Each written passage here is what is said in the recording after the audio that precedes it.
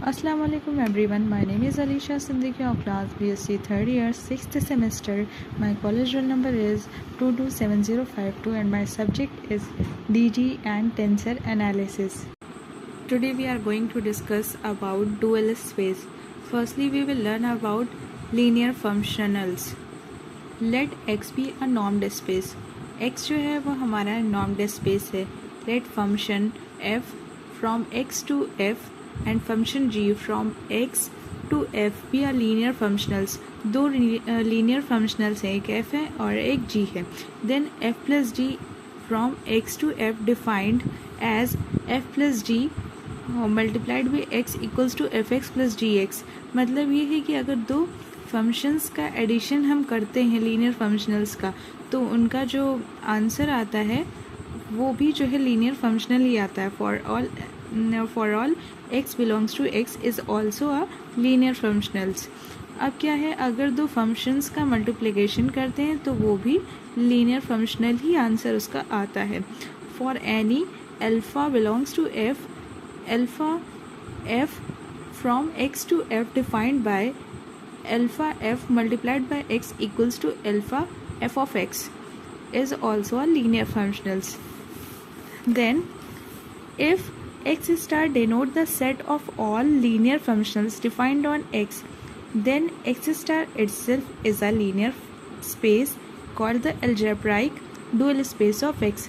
मतलब ये है कि अगर जो हमारा एक्स स्टार वो डिनोट करता है set of all linear functionals defined on x, x जो है उस पर जितने भी लीनियर ऑफ फंक्शनल्स हैं उनको जो है डिनोट करता है एक्स स्टार, ठीक है, जो कि डिफाइंड है एक्स पे.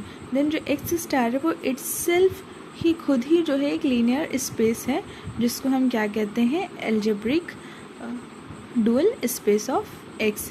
अब हम इसकी प्रॉपर डेफिनेशन पढ़ लेते हैं.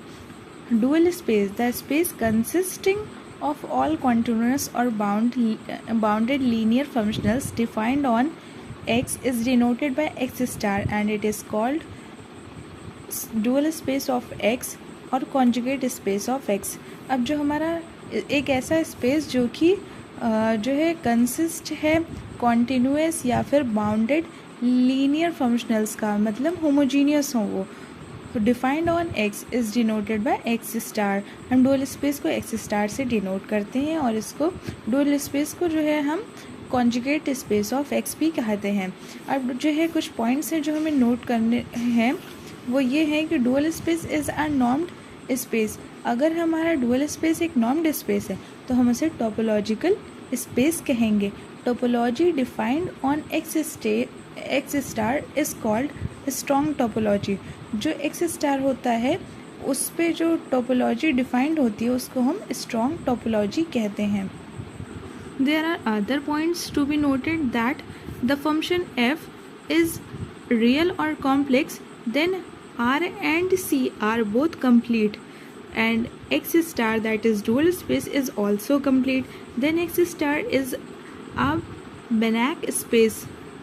अगर जो है r और c हमारा जो फंक्शन होगा वो रियल या कॉम्प्लेक्स होगा तो फिर हमारा डुअल स्पेस भी कंप्लीट होगा और हमारे डुअल स्पेस को हम लोग Banach स्पेस कहेंगे. यहाँ डुअल स्पेस की कुछ थ्योरम्स लिखी हैं जो हम पढ़ने जा रहे हैं. Theorem number 1, the dual space of n-dimensional normed space is also n-dimensional normed space. मतलब ये है कि अगर डुअल स्पेस एक n-dimensional normed space का n-dimensional normed space का जो डुअल स्पेस होगा वो एक n-dimensional normed space ही होगा. और सेकेंड थ्योरम जो है वो ये कहती है if x is a finite dimensional normed space and x naught belongs to x has property that if x naught equals to 0 f belongs to x star then x equals to 0. इसका मतलब ये है कि x एक finite dimensional नॉर्म्ड space है और x not जो है वो x से बिलोंग करता है, तो उसकी एक प्रॉपर्टी होनी चाहिए that is f x not equals to 0 proof होना चाहिए. देन f जो है वो हमारा x स्टार से बिलोंग करता है, देन जो x होगा वो ऑब्वियसली 0 ही होगा.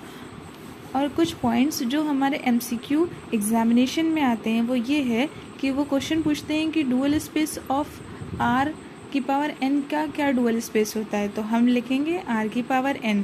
The dual space of r की power n is Rn। The dual space of l की power 1 is L infinite।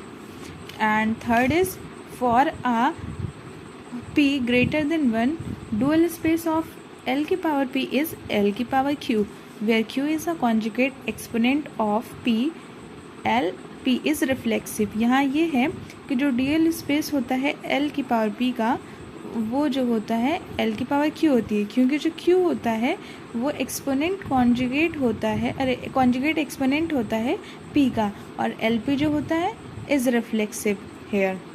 Thank you.